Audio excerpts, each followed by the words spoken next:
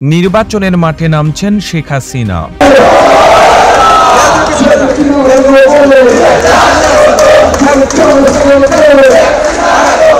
আসছে জাতীয় সংসদ নির্বাচনের খুব বেশি হলে 5 মাস বাকি।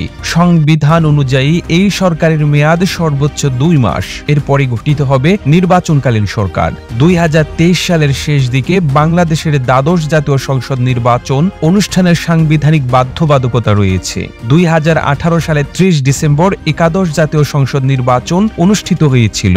তারই ধারাবাহিকতায় 2023 সালের ডিসেম্বরে অথবা 2024 সালের জানুয়ারি মাসের মধ্যে দ্বাদশ জাতীয় সংসদ নির্বাচন অনুষ্ঠিত হওয়ার কথা রয়েছে। এই দ্বাদশ জাতীয় সংসদ নির্বাচনকে সামনে রেখে সরকার বিরোধী দল বিএনপি এবং সমমনা দলগুলো বিভিন্ন কর্মসূচি পালন করছে। তারই পরিপ্রেক্ষিতে ক্ষমতাসীন আওয়ামী লীগ ও বিএনপির বিভিন্ন কর্মসূচির সাথে সমন্বয় রেখেই শান্তি সমাবেশ, উন্নয়ন শোভাযাত্রা সহ নানা ধরনের কর্মসূচি পালন করছে। দ্বাদশ জাতীয় সংসদ নির্বাচনকে কেন্দ্র করে দেশের রাজনৈতিক অঙ্গনে বিরাজ করছে উত্তাল পরিস্থিতি। এছাড়াও এই নির্বাচনকে ঘিরে বাংলাদেশে বিদেশি কূটনীতিকদের আনাগোনাও বেশ বেড়েছে।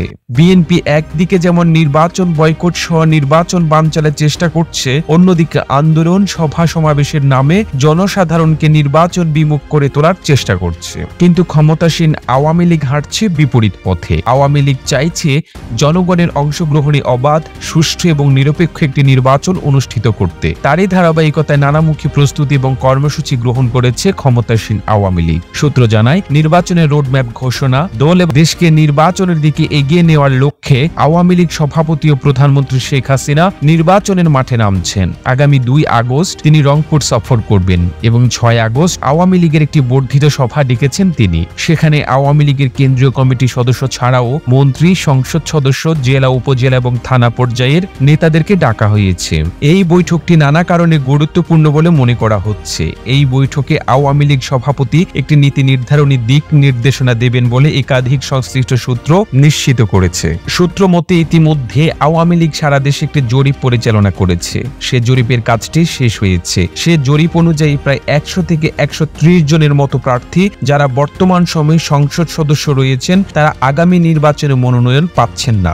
আর এই মনোনয়ন না পেলে দলের ভিতরে যেন অভ্যন্তরীণ কোন্দল না হয় এবং দল থেকে যেন কোনো স্বতন্ত্র প্রার্থী বা বিদ্রোহী প্রার্থী না হয়, মনোনয়ন পাওয়া প্রার্থীর বিরুদ্ধে যেন কেউ কাজ না করেন, সেজন্য শেখ হাসিনা একটি সতর্ক বার্তা দিবেন। শেখ হাসিনার বার্তাটি খুবই সুস্পষ্ট যে ঐক্যবদ্ধভাবে দলের প্রার্থীকে যদি বিজয়ী না করা হয় তাহলে বিএনপি জামায়াত জোট ক্ষমতায় আসবে এবং আওয়ামী লীগের আবার দুঃসময় শুরু হবে। এই বার্তাটি দিয়েই তিনি নির্বাচনের মাঠে নামবেন। আগামী আগস্ট, সেপ্টেম্বর, অক্টোবর এই 3 মাসে তার বাংলাদেশের বিভিন্ন জায়গায় জনসভা করার কথা রয়েছে। এর আগে চলতি মাসে 30 জুলাই আওয়ামী লীগের একটি বিশেষ বর্ধিত সভা আহ্বান করা হয়েছে। এই সভায় তৃণমূলের নেতা ও জনপ্রতিনিধিদের ডাকা হয়েছে। প্রধানমন্ত্রী সরকারি বাসভবন গণভবনে অনুষ্ঠিতব্য এই সভায় সভাপতিত্ব করবেন আওয়ামী লীগ সভাপতি শেখ হাসিনা। আওয়ামী লীগের দপ্তরের একটি সূত্র বিষয়টি নিশ্চিত করেছে। দলীয় সূত্রটি জানায়, 30 জুলাই সকাল 10:30টায় বিশেষ বর্ধিত সভাটি ডাকা হয়েছে।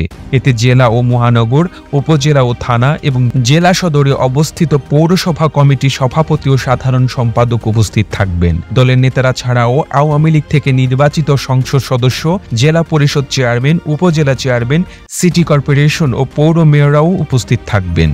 আওয়ামী লীগের সহযোগী ও ভ্রাতৃপ্রতিম সংগঠনের কেন্দ্রীয় কমিটির সভাপতি ও সাধারণ সম্পাদকদেরকেও এই সভায় থাকতে বলা হয়েছে।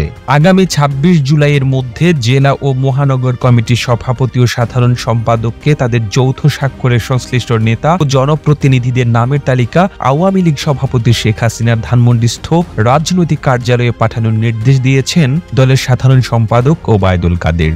শেখ হাসিনাই হলেন আওয়ামী লীগের সবচেয়ে বড় ব্র্যান্ড এবং আস্থা ও দুঃসময়ের স্বস্তি আনয়নের একমাত্র ব্যক্তি।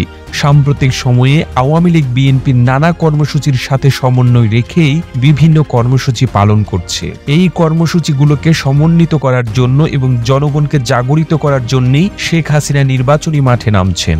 এর মূল উদ্দেশ্য হলো গোটা দেশকে নির্বাচনমুখী করা। যদি গোটা দেশ নির্বাচনমুখী হয় তাহলে বিএনপির আন্দোলন খুব একটা সফল হবে না বলেই সংশ্লিষ্ট সকলেই মনে করছেন। এই প্রতিবেদন তৈরিতে তথ্য উপাত্তের সাহায্য নেওয়া হয়েছে জাতীয় গণমাধ্যম বাংলা ইনসাইডার থেকে। আর এতক্ষণ আপনারা সঙ্গে ছিলেন বিশ্ব বাংলার। এভাবেই সঙ্গে থাকুন। প্রতিদিনকার মতো আমাদের সকল প্রতিবেদন প্রকাশিত হয় সকাল 9টা 20 মিনিটে। আপনি যদি পেজটিকে ফলো করে না থেকে থাকেন তাহলে এখনই ফলো করুন।